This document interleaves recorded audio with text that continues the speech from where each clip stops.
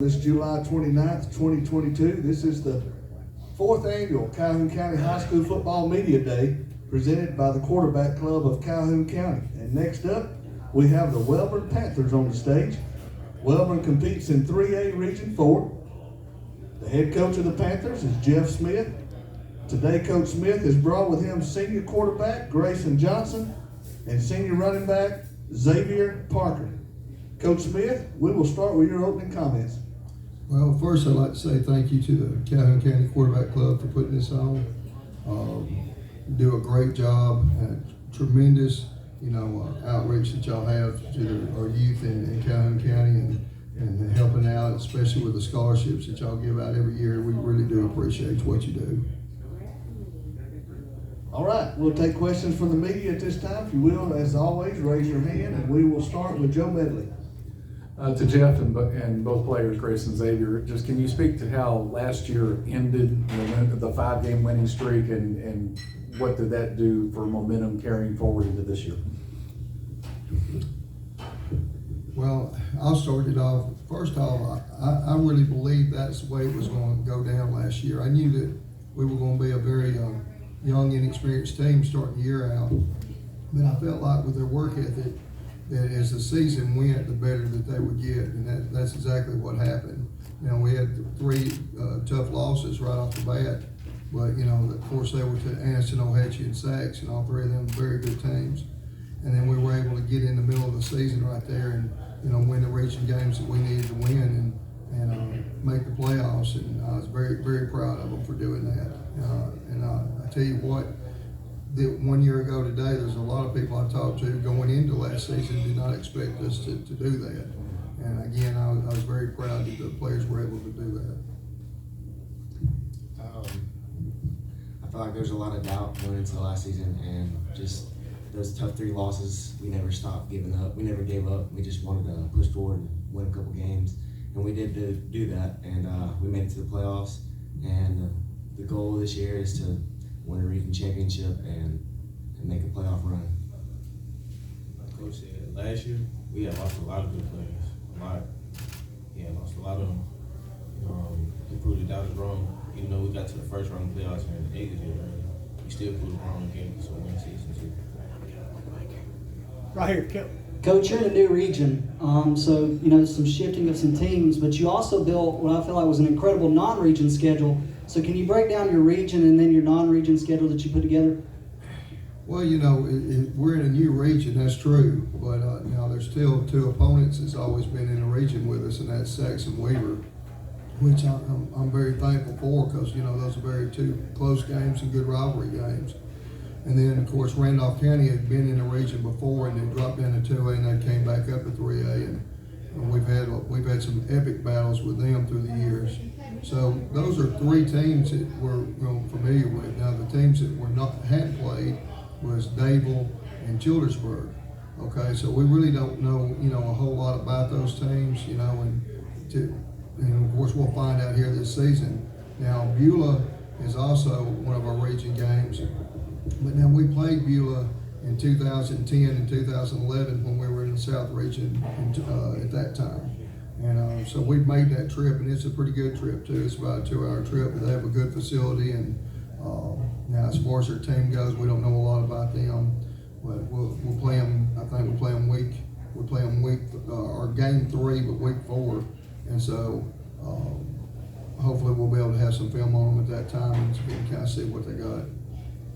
Hey guys, tell us what it's like playing for a coach like Jeff Smith. What does he mean to you, and what's it like during practice, and does he ever let his guard down for y'all? No. Choose your words good. No, he doesn't. Coach means a lot to me. Me personally, he does. And off the field and in the locker room, it's lots of fun. But in the weight room and on the field, he means business, and he never gets off of us. It's really just hard work, the grind all the time. So, yeah. All my years being in Wellborn, just enjoying to be up about Wellborn. Coach Smith has inspired me a lot. I had cousins play for him. My brother played for him.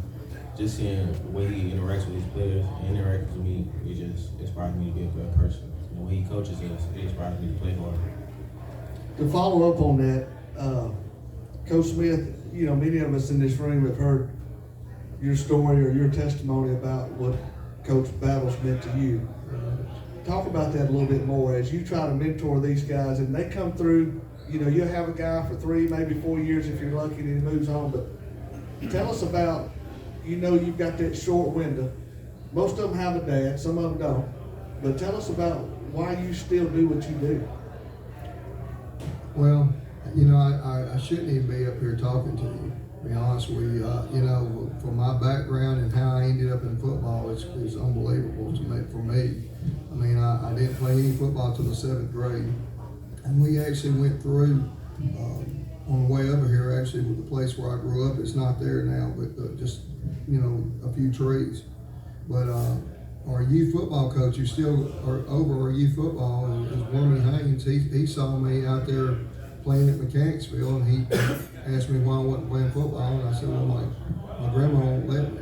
And so he carried me up there and talked to her, and I got me started.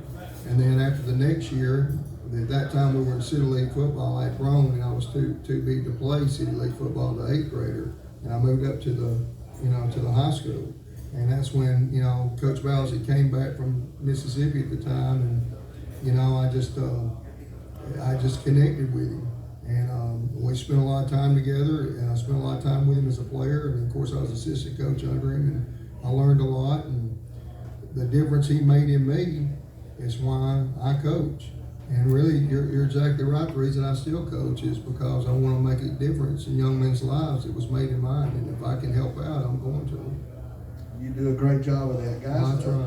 Elaborate a little bit more on the question that David had asked. When you've got somebody that's a legend like Coach Smith is on the hill, from there, you know, as kids graduating from there, he's going to be there long after you are gone. What is it you can learn from him about being loyal to somebody and loyal to a program instead of through life we see people come and go, but what is it about Coach Smith that you'll take with you after your days are gone? Always push hard. Always play hard. Be hard at whatever you do. Do the best you can. That's what he taught me all these years I've been up there with him. Yeah, just to work hard, and then just to see old players come back and just come back and talk to coach for hours, just to come see him and talk to him and see him, check up on him. I think that'll always stick with me. And I'll come back and see coach when I'm gone out of high school. So. Okay, Jim Jacobs. Yeah, Jeff, talk a little bit about moving into the South. I know a lot of coaches that I've talked to that have had teams around the area that have had to travel that road, so to speak, just don't have good feelings about it because you're losing some pretty good gate games, and you know, we don't talk about money a lot when it comes to this stuff, but it costs more and more every year to play football. How do you feel about moving to the South and losing some of those other region foes that are just right around the corner here that will always bring good gates? Well, I'm glad you brought that question up because now I can finish the question that Namath asked me about the